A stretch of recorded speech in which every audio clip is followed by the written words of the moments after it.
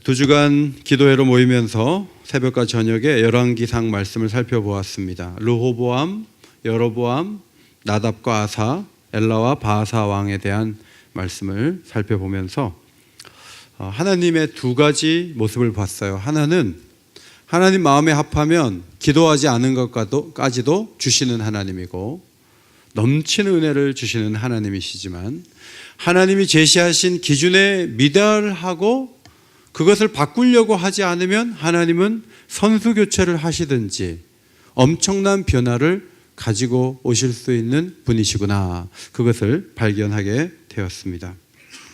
바아사라는 왕이 여로보암 집안을 심판했던 그런 사람이 되어서 왕이 됐는데, 바아사도 자신이 칼로 멸했던 여로보암 집과 똑같이 행했을 때 하나님은 이렇게 말씀하셨습니다. 내가 너를 티끌에서 들어 내 백성 이스라엘 위에 주권자가 되게 하였거늘 내가 여로보암의 길로 행하며 내 백성 이스라엘에게 범죄하게 하여 그들의 죄로 나를 노엽게 하였은즉 내가 너 바아사와 내 집을 쓸어버려 내 집이 느밧의 아들 여로보암의 집같이 되게 하리니. 간담이 선을 한 말씀을 여로보암에게도 주셨는데, 여로보암의 집을 심판한 바아사에 대해서도 하나님은 이런 경고의 말씀을 주시고 실제로 시므리라는 사람을 일으켜서 바아사의 집을 초토화시켰습니다. 제가 설교를 준비하다가 계시록을 봤는데 1세기의 교회는요, 핍박을 받아서 12사도 중에 거의 11명이 순교를 하고, 사도 요한마저도 반모섬에 갇혀있는 격려와 위로가 필요한 그 시대의 교회를 향해서 주님이 따뜻한 말 한마디 안 하시고 너무나 강력한 메시지를 쏟아내시는 것을 보면서, 예수님이 구약의 여호와 하나님과 똑같은 마음으로 사람을 달아보고 공동체를 달아보고 계시는구나, 그것을 보게 되었습니다. 사실 사도 요한은 예수님을 상당히 가까이 했고 사랑했고 끝까지 살아남아서 유일하게 순교하지 않은 인물로 역사에 남아있는 인물이지만, 반모섬에 갇혀서 위로와 보살핌이 필요했고 그도 이제 노인이 되었는데 다음 달 7일 날 석방이다, 이런 메시지를 미리 주셨는데 정확하게 7일 날 나가게 되면 얼마나 좋겠어요. 그런데 그런 말씀은 안 하시고 반드시 속히 일어날 일을 보여주시면서 하나님 말씀과 그리스도를 증거하는 말씀을 듣게 하시면서 사명을 새롭게 하셨습니다. 예수님을 보니까 예수님이 오른손에 7뼈를 붙잡고 있어요. 7교회 지도자들이에요. 그리고 7 금초대가 있는데 그 사이를 주님이 거니셨어요. 7 금초대는 소아시아 7교회를 의미하는 것이었습니다. 전에 죽었지만 세세토록 살아있어 사망과 음부의 열쇠를 가지신 예수님께서 사도 요한에게 여기 천국이다, 앞으로 영적 싸움에서 믿음의 식구들이 이긴다, 이렇게 환상을 보여주시기 전에 교회에 대한 말씀을 먼저 주셨어요. 주님의 관심이 교회에 있다. 이게 사도 요한에게 위로가 되는 거예요. 왜냐하면 그는 교회를 위해 일하다가 교회의 진리를 붙잡다가 반모섬에 갇혔기 때문에 주님이 교회를 이렇게까지 진지하게 파악하고 계시고 이렇게까지 사랑하시고 이렇게까지 개선되기를 원하셔서 말씀하신다면 내가 교회를 위해서 헌신하고 희생하는 것은 가치가 있다, 그런 점에서 위로를 받았을 것이라고 생각합니다. 에베소는 아시아의 로마의 성령 중에 가장 큰 도시였습니다. 그 도시의 우상은 아데미였는데 영어로는 다이아나예요. 그러니까 다이아나라는 이름이 좋은 이름이 아니네요. 아데미라는 이름이니까. 그 신전은 고대 세계의 불가사의한 기적 중 하나로 꼽혔는데요. 사진을 보시면은 이 앞에 전폭이 70m, 그 다음 길이가 130m, 157개나 되는 기둥의 높이가 20m가 됐어요. 고대인들이 크레인도 없이 이런 돌기둥을 세워가면서 신전을 만들었다는 것은 현대 건축하는 분들도 어떻게 그게 가능할까라고 생각할 정도의 놀라운 일인데, 이 속에 아데미라는 신이 풍요와 다산을 약속하면서 여기서 경배를 받고 여기서 음란한 일들이 벌어지고 있었고, 에베소 시민들의 주머니 속에서 아데미가 있어서 은장색을 만드는 사람들이 상업을 하는데 굉장히 부자가 되는 그런 일들이 에베소에서 일어났습니다. 이런 곳에 교회를 세우셨는데 주님이 그 교회를 진단을 하셨어요. 그리고 이 교회가 잘 되도록 하기 위해서 몇 가지 말씀을 하셨는데 첫 번째 주님의 말씀은 칭찬하시는 말씀입니다. 내가 안다 이렇게 말씀하셨어요. 2절이 우리 성경에는 내가 내 행위와 수고와 내 인내를 알고 그랬지만 헬라어 성경에는 오이다라는 이 단어가 제일 앞에 나와 있어요. 내가 안다. 내가 너희들 고생한 거 안다. 이렇게 말씀을 하신 거예요. 안다라는 이 헬라어는 분별한다라는 뜻이고요. 보고 있다는 뜻이에요. 내가 다 보고 있다. 내가 너희들이 잘하는지 안 하는지 분별하고 있다. 그런 말씀이에요. 세 가지를 안다 그랬는데 첫 번째 행위를 안다 그랬어요. 이 행위는요, 일한 것을 안다는 뜻이에요. 그래서 이 초대교회 성도들이 열심히 했던 병자를 보살피고 노숙자들에게 잠잘 곳을 마련해주고 배고픈 사람들에게 먹을 것을 주고 옥에 갇힌 자들을 찾아가고 과부와 고아들을 보살피는 이런 섬김과 헌신을 주님이 다 알고 계신다. 지난 주일날 제2 남전도에서 공군부대 가서 위문하고 왔거든요. 광고를 좀 내려고 그랬는데 빠뜨렸어요. 또 지난주 목요일 날도 우리 여러 팀들이 움직여서 쌀도 나누고 또 여러 가지 음식들, 생필품을 나눴어요. 주보에 싣는 거에 대해서 누가 아무도 말하지 않아요. 그런데 사람은 놓칠 수 있고 모를 수 있지만 우리 주님은 그런 헌신에 대해서 안다 이렇게 말씀하시죠. 수고도 알고 인내도 안다 그랬어요. 수고는 일하다가 받은 이 상처가 있는 거, 힘든 노동, 이 수고고, 인내는 아래에 머문다 그런 뜻이에요. 겸손하게 그럴 수도 있지 뭐 견뎌야지, 인내요. 이 수고와 인내를 우리 주님이 안다라고 말씀하셨습니다. 성도 여러분, 고생을 많이 하신 어른들이 이런 말을 하죠. 할머니들이 이런 말을 해요. 뭐 보상을 받겠다는 것이 아니라 그냥 알아만 줘도 좋겠네. 그런데 잘 모른다는 거예요. 남편도 잘 모르고 잘 모른다는 거예요. 그게 이제 너무 속상하다는 거예요. 알아만 줘도 좋겠는데. 교육자들도 이렇게 보니까 전에 우리 김영삼 목사님이 오셔서 그런 말씀하셨어요.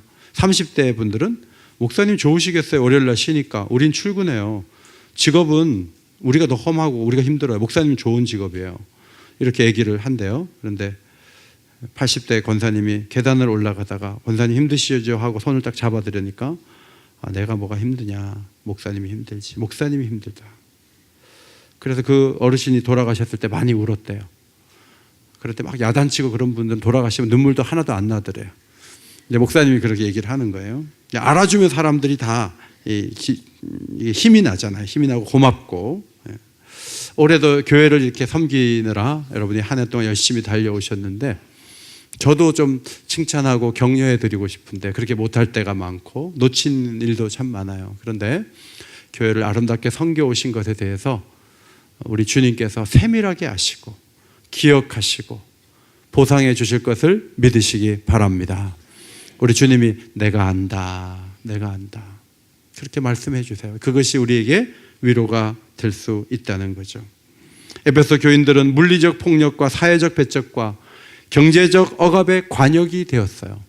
너무나 힘들었어요.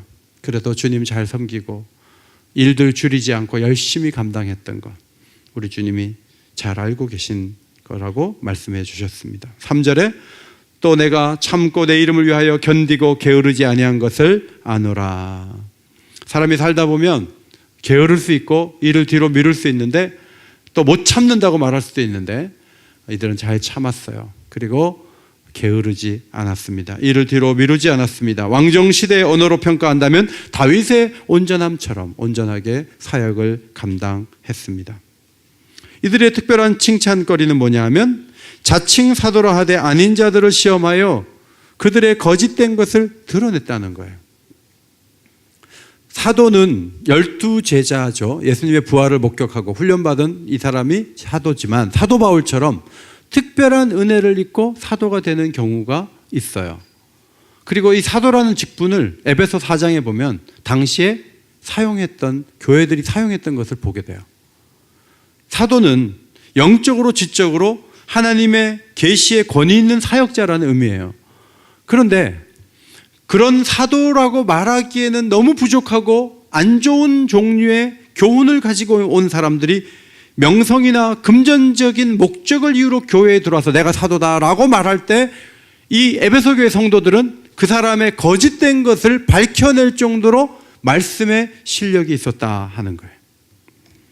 그리고 이들은 1세기 말 서아시아에서 활동하던 특정 부류의 거짓 교사들의 접근도 차단할 수 있었습니다. 그 대표적인 예가 6절 니골라 당의 행위를 미워했다 그랬어요. 나도 미워하노라.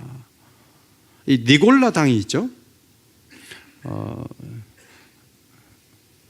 사도행전 6장에 7 집사 중에 이름 하나가 니골라거든요. 이레네우스의 글에 의하면 그 중에 집사 하나가 이제 진리 밖으로 벗어나서 나중에 당을 이루었는데 우상 숭배도 하고 교회 와서 예배도 드리고. 여러분 가운데 혹시 교회도 오시고 내일 또 절에 가서 이렇게 시지도 좀 하고 이렇게 종교들을 찾아다니면서 모든 신들은 나를 도와라 이러면서 이런 분이 안 계시겠지만 그렇게 하는 사람은 니골라당이에요. 그렇게 하면 안 돼요. 뭐 예배도 드리고 조상신도 불러드리면서 제사할 때 절도 잘하고 이거 안 돼요. 그건 니골라당의 특징이에요. 니골라당은 또 부도덕한 것들을 용인하고 성적으로 문란하면서도 교회 와서 큰 소리치고 이게 니골라당이죠. 요한 3서 1장 9절과 고린도후서 1장 24절에 으뜸되기를 좋아한다, 누군가를 주관한다 이런 헬라어 단어가 있는데 이 니골라당이란 이 단어도 남을 주관하기 좋아하는 이런 의미가 있다는 거예요. 헬라어로 니골라당은요 니콜라오톤이라는 말이에요. 니콜라오톤 두 단어의 합성어인데 니카오와 라오스의 합성어예요. 정복한다. 사람들을 정복한다. 남을 주관하는 거예요. 어디 가면 우리가 보면 동창들이 10명 모이면 그 2명은 항상 주관하거든요. 뭐 끝나서 밥 먹고 끝날라 그러면 다음 모임은 어디서 할까? 이렇게 얘기하는 사람이 있어요. 그 사람들이 니골라당이에요. 이제 근데 어느 모임에 가면은 주관하는 분들이 있고 주관하는 게 피곤하게 느껴지는 분들이 있어요. 어디나 그래요. 그러면 앞에 나서는 사람들은 거의 주관하는 거 좋아하는 사람들이 나서요. 그런 걸 싫어하는데 갑자기 막 앞에 리더가 되거나 그렇지는 않아요. 교회는요, 이런 이단들이 들어오면요, 뭔가 장악을 하려고 하거든요. 근데 교인들이, 이상하다. 이 사람은 아닌 것 같다 하고 그 사람들을 들추어내서 거짓을 드러내서 쫓아낼 정도의 능력이 있다는 거죠. 목회를 하면서 참 안타까운 게 뭐냐면 순진한 교인들이 식사 모임에 가가지고 별별 소리를 다 듣고 거기서 감염되고 오염돼가지고 거짓인데 진실한 얘기도 아닌데 자기가 봤다 들었다 이러면서 막 얘기를 하는데 그 얘기를 다 믿고 그 다음부터 교회 생활이 흐느적거리는 거예요. 기도에도 안 나오고 주일 예배 겨우 지키고 내가 봤어, 내가 아무개 얘기 들어보니까 교회가 엉망이던데 이러면서. 근데 어떤 분은 그런 얘기 막 들으면 저걸 어떻게 내가 신뢰해? 저게 나한테 할 얘기야? 경고등이 켜지는 거예요. 경고등이. 하나님 말씀은요 경고등을 작동하는 능력이 있는 거예요. 그래서 경고등이 에베소 교인들은 켜졌다는 얘기예요. 저렇게 부도덕하고 저렇게 말도 안 되고 저렇게 자기중심적으로 행동하는 사람 얘기를 내가 왜 들어? 나 저 사람 앞으로 밥 사준다 그래도 안 나갈 거야. 이렇게 작동하는 힘이 에베소 교인들에게는 있었다는 거예요. 네. 어떻게 에베소 교회는 그렇게 탁월한 능력이 있었던가? 그것은 사도행전 19장 바울의 에베소 교회 개척의 이야기를 보면 알 수 있죠. 사도 바울이 두란노 서원에서 날마다 2년 동안 제자 훈련을 했어요.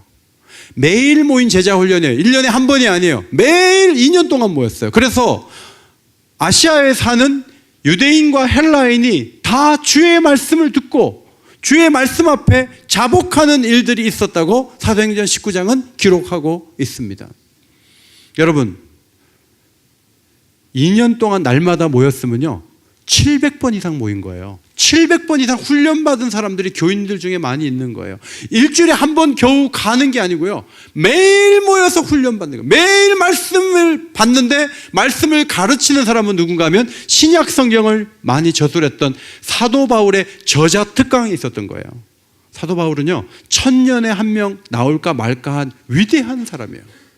위대한 말씀의 선포자예요. 위대한 개척자예요. 그가 700번 이상 가르칠 때 수많은 교인들이 말씀을 받으면서 하나님 말씀의 파워를 경험하는 거예요. 사도 바울이 말씀만 가르치지 않고 기적이 일어나고 하나님의 놀라운 능력이 나타나도록 그렇게 이끌어갈 때 사람들은 주님의 영광을 보았어요. 한 번은 마술하는 사람들이 야 우리가 이렇게 살지 말자 하고 교본책을 쌓아가지고 불태웠는데 그 가격이 은 5만이나 되었더라. 은 하나가 나흘치 임금으로 계산을 하면요 20억 정도 되는 돈이에요. 책을 20억어치 사가지고 불태운다고 생각해 보세요. 얼마나 양이 많겠어요. 그게 다 우상 숭배하는 책들이었어요. 그 책을 불사르는 일들이 에베소에서 있었다 하는 거죠. 에베소 성도들의 말씀의 수준은 매우 높았습니다. 성도 여러분, 신학을 공부하지 않는다 할지라도 비진리가 들려오고 영적으로 나쁜 얘기가 들려올 때 그것을 듣지 않도록 하는 말씀의 경고등이 여러분에게 작동하기를 주의 이름으로 축원합니다. 그런 게 작동이 안 되는 사람은요 그냥 가는 대로 가는 거예요. 그냥 쓸려 다니는 거예요. 그게 작동이 돼야 돼요.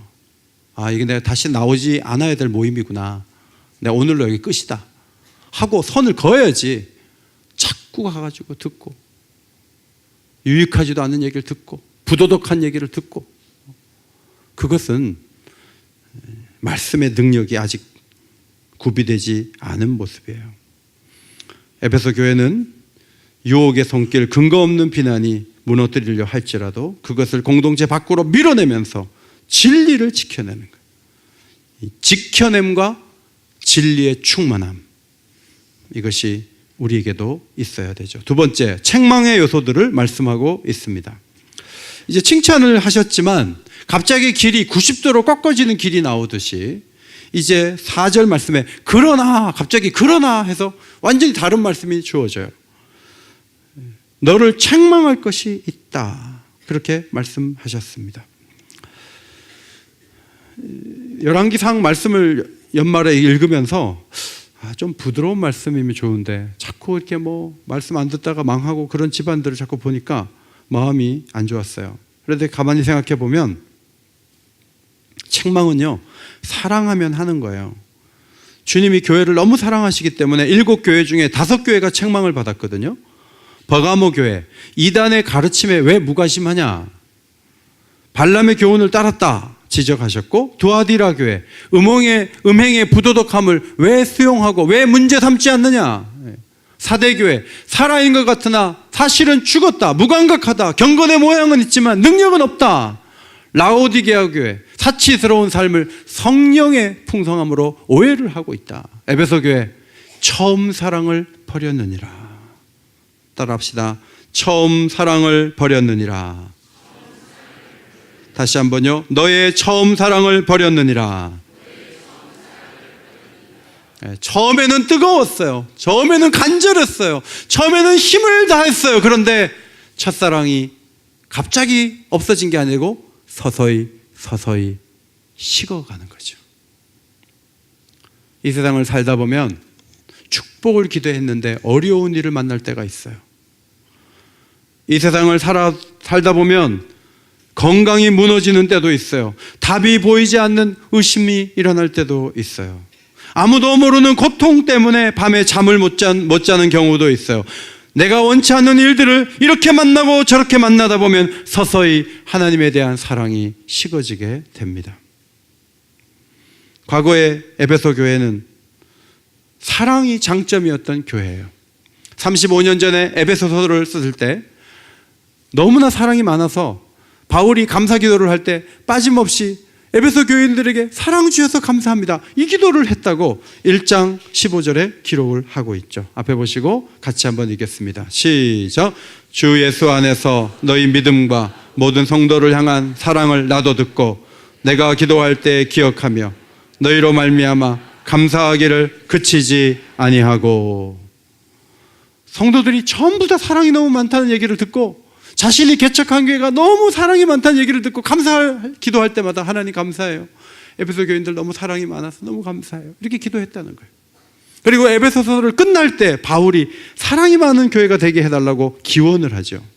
아버지 하나님과 주 예수 그리스도로부터 평안과 믿음을 겸한 사랑이 형제들에게 있을지어다. 우리 주 예수 그리스도를 변함없이 사랑하는 모든 자에게 은혜가 있을지어다. 그런데 그 아름다운 사랑을 잃어버렸죠. 믿음, 소망, 사랑 다 중요해요. 그런데 금메달, 은메달, 동메달로 하면 믿음이 금메달이죠. 자, 앞에 보시고 큰 소리로 읽겠습니다. 시작. 그 중에 제일은 사랑이라.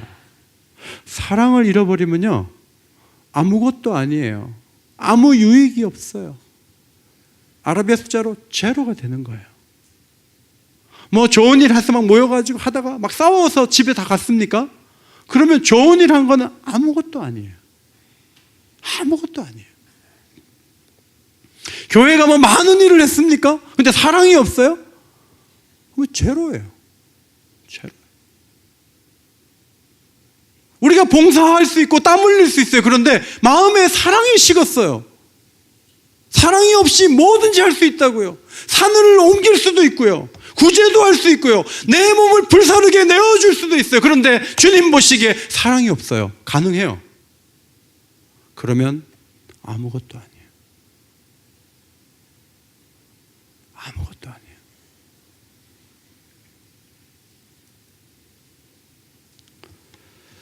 주님은 회복을 위해서 3가지 방법을 알려주셨어요. 첫째로 어디에서 떨어졌는지를 생각하라.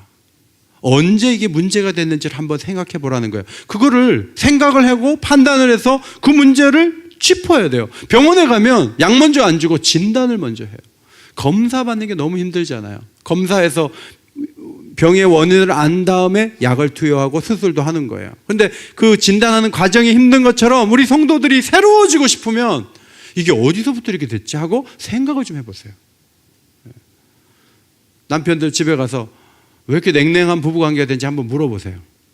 그럼 부인이 얘기할 거예요. 38년 전에 그 해변에서 당신이 나한테 이런 말 했다고.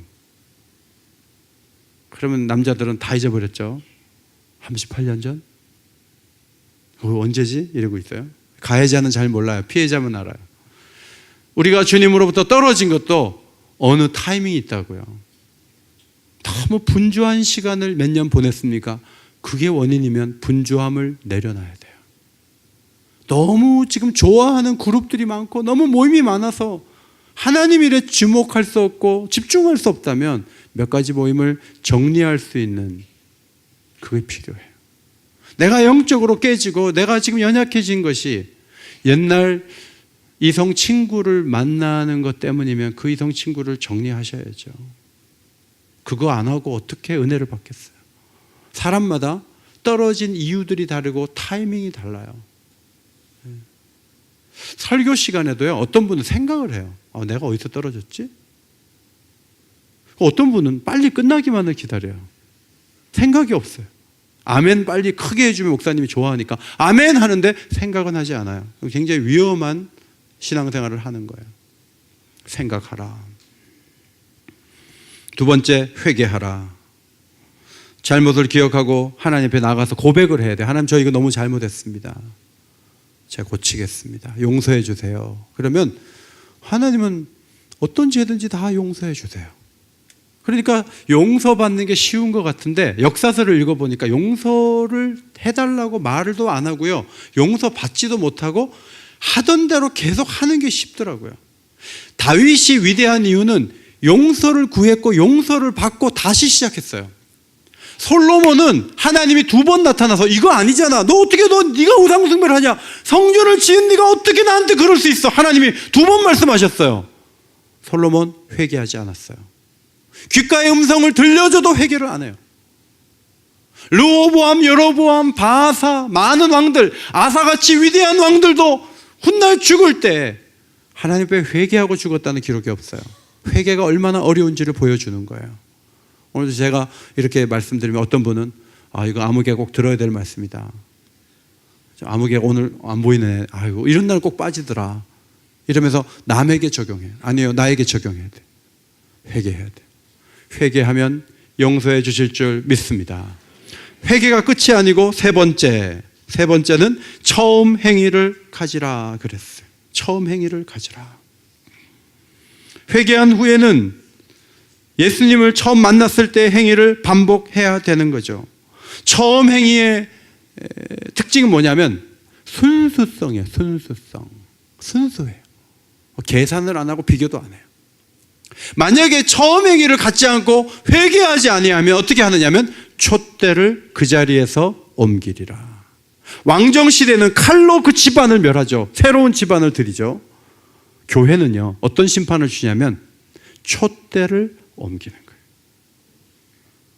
유럽의 교회를 가보니까 1000년 전에 지은 예배당인데 저 위로 한 몇십 미터가 되는 것 같아요. 아까 아데미 신전보다 더 높은 것 같아. 그렇게 유럽 교회들이 왕성하고 놀라운 일을 했던 시대가 있어요. 그런데 그 유럽의 왕성한 힘이 미국으로 넘어가고요. 미국에서 아프리카와 아시아로, 남아메리카로 넘어가는 거예요. 하나님은 모든 교회에 계속 기회를 주지는 않아요. 회개하고 처음 행위를 갖지 않으면 촛대를 옮기신다 하는 거죠. 성도 여러분, 우리 어긴교회가 첫사랑을 회복하게 되기를 간절히 소원합니다. 첫사랑을 회복해야 돼요. 이제 사랑이 식어지면요, 모든 게 귀찮은 현상이 나타나요. 사랑이 식어지면. 고3 아침에 일찍 밥 해주고 저녁에 1시에 자고 엄마들이 1년 동안 너무 고생하죠. 그때 엄마가 이런 말을 해요. 딱 1년이야. 재수하면 굶고 다녀. 절대로 밥 안 해준다. 엄마가 그렇게 위협해요? 그 엄마는 진짜 엄마가 아닐 가능성이 있어요. 엄마는 그런 말을 하지 않아요. 엄마는 집을 떠날 때까지 밥을 해주기로 헌신하신 분이에요. 그래서 아침에 엄마는 일어나면서 너무 기분이 좋아요. 딸에게 밥을 해줄 수 있다는 이유 때문에. 1년 동안 고생하지만 하나도 힘들지 않아요. 아이만 잘 되면 돼요. 그게 부모의 마음이에요. 교회도요, 우리 부목사님들한테 섬김이 올해까지 할 거예요. 임명 또 하면 딴 교회로 가버릴 거예요.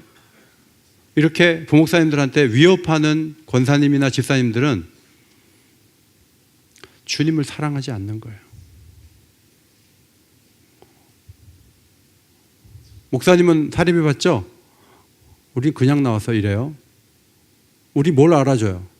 양말도 한 컬레 안 주는데 올해까지 하고 그만할 거예요. 이렇게 전화하시는 분들은요, 주님에 대한 사랑을 점검해 보세요. 티끌에서 들어서 영광스러운 교회 일꾼을 삼아줬더니 어느 순간에 선을 그어요.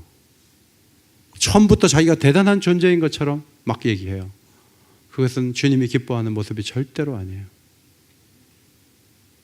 주님을 사랑하면 더 해주고 싶은 게 그 마음속에서 일어나는 거예요. 교회는 주님의 몸된 교회고 교회의 머리는 예수 그리스도예요. 예수님께 잘하는 방법이 뭐죠?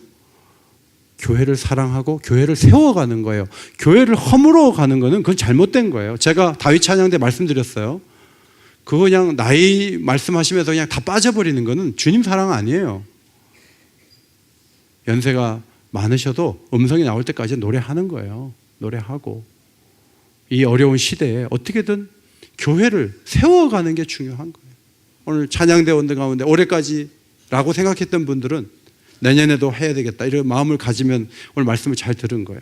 그럼에도 불구하고 못하겠다고 하는 분들은 주님에 대한 사랑을 점검해 볼 필요가 있는 거죠.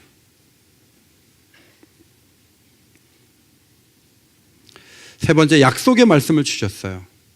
7절에 보니까 귀 있는 자는 성령이 교회들에게 하시는 말씀을 들을지어다 그랬어요.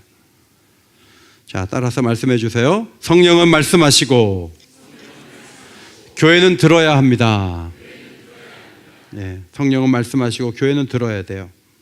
예수님이 요한복음 16장에 성령이 오시면 죄에 대하여 의에 대하여 심판에 대하여 세상을 책망할 것이라고 말씀하시면서 13절에 진리의 성령이 오시면 그가 모든 진리 가운데로 인도하시리니 그가 스스로 말하지 않고 오직 들은 것을 말하며 장래일을 너희에게 알리시리라 이렇게 말씀하셨습니다. 이 경청하는 거 굉장히 중요하죠. 경청해야 돼요. 귀가 열려지면 거역하지 않고 뒤로 물러서지도 않게 됩니다. 우리 소화를 통해서 말씀을 듣는 우리 농아인 분들이 계시잖아요. 청력이 없어도 소화를 통해서 복음을 듣고 마음을 열고 교회 생활을 잘하는 분들이 계세요. 우리 농아부는 뭐 불평을 안 해요. 그냥 조용해요. 영화부 예배하는 데 가면 다들 조용해. 소화만 왔다 갔다 해. 그런데 이 속에 은혜가 흐르는 거예요. 청력은 살아있는데 하나님 말씀이 안 들리는 분들이 계세요. 이 설교 시간에 이게 안 들어오는 거예요. 남의 얘기하는 것 같은 거예요. 하나님의 도움이 필요해요. 처음 사랑을 버렸느니라. 생각하라, 회개하라, 처음 행위를 가지라. 이 말씀이 성령의 음성으로 들려지시기를 바랍니다. 이기는 자에게는 하나님의 낙원에 있는 생명의 열매를 주어 먹게 하리라. 이 나무가 처음 등장하는 데가 에덴 동산이에요. 그런데 선악을 알게 하는 나무에 관심이 많아서 그거 먹고 쫓겨나서 이 나무는 영생을 할까봐 손을 못 대게 하시죠. 그러다가 이 나무를 하나님이 어디다가 심어 놓냐면 생명수 강이 흐르는 천국에 그 강가에다가 생명나무를 심어 놓으세요. 계시록 22장 2절 앞에 보시고 읽습니다. 시작. 강 좌우에 생명나무가 있어 12가지 열매를 맺되 달마다 그 열매를 맺고 그 나무 잎사귀들은 만국을 치료하기 위하여 있더라. 천국에 가긴 갔는데 아직도 치료할 일들이 많이 남았나 봐요. 과일을 다양하게 먹는 것은 물론 이 잎사귀를 가지고 우리가 치료를 받아야 돼요. 마음이 치료받고 아픈 곳을 치료받고. 그래서 천국에서 영생하게 되는데 예수님께서 그때 누릴 영광을 보여주시면서 생명나무의 열매를 주어 먹게 하리라 그랬어요. 그래서 빨리 첫사랑을 회복하라는 거예요. 그런데 이 상급을 언제 주시냐면 천국에서 주신다는 얘기예요. 곧 주실 것 같은데 이 말씀을 전체적으로 보면 창세기와 계시록을 보면 천국 가서 받는구나 그래요. 그런 생각을 할 수가 있어요. 여러분 지금 당장 받는 게 좋겠어요? 나중에 받는 게 좋겠어요?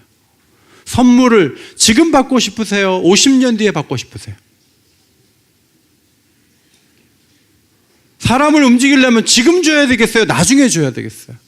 지금 줘야 사람들이 움직이지. 사람들이 얼마나 현실적인데 천국 얘기를 하고 있어요. 예수님께서. 근데 질문을 바꿔서요. 여러분 지금 받으면 10,000원이에요. 근데 나중에 받으면 5,000억이에요. 나중에 받을래요? 지금 받을래요? 나오세요. 드릴게요. 나오세요. 나중 5,000억보다 지금 10,000원이 좋다고 지금 어느 한 성가대원이 지금 얘기했어요. 나중에 받는 게 너무 좋을 때는 나중에 받는 것이 축복인 줄 믿습니다. 나중에 받는 게 더 좋아요. 그렇게 얘기해 줘서 고마워요. 그런데 이런 질문이 있어요. 구원은 받았는데 첫사랑을 끝내 회복하지 못한다면 그러면 생명나무의 열매를 먹을 수 있어요? 없어요? 이렇게 질문할 수가 있어요. 구원은 받았는데 예수님이 생명나무 열매를 준다는 거 지금 나중에 주는 거 뭐 관심 없어. 그리고 계속 냉랭하게 살아. 그러면 영원히 살 수 있는 그 열매를 못 먹으면 어떻게 되죠? 이런 질문이 가능해요. 다르게 얘기하면 예수를 믿었는데 죄에 져서 계속 죄악에 끌려다니고 영적으로 회복이 안 되면 어떻게 하죠? 난 믿긴 믿어요. 그럼 나는 천국 가갖고 뭐 영생도 못하고 비실비실 하면서 있어야 돼요? 이런 질문을 할 수가 있어요. 그런데 성경을 다시 보면 따라합시다. 이기는 그에게는 생명나무의 열매를 주어 먹게 하리라. 그러면 이기는 그에게 준다 그랬으니까 못 이기면 못 먹는 거죠, 뭐.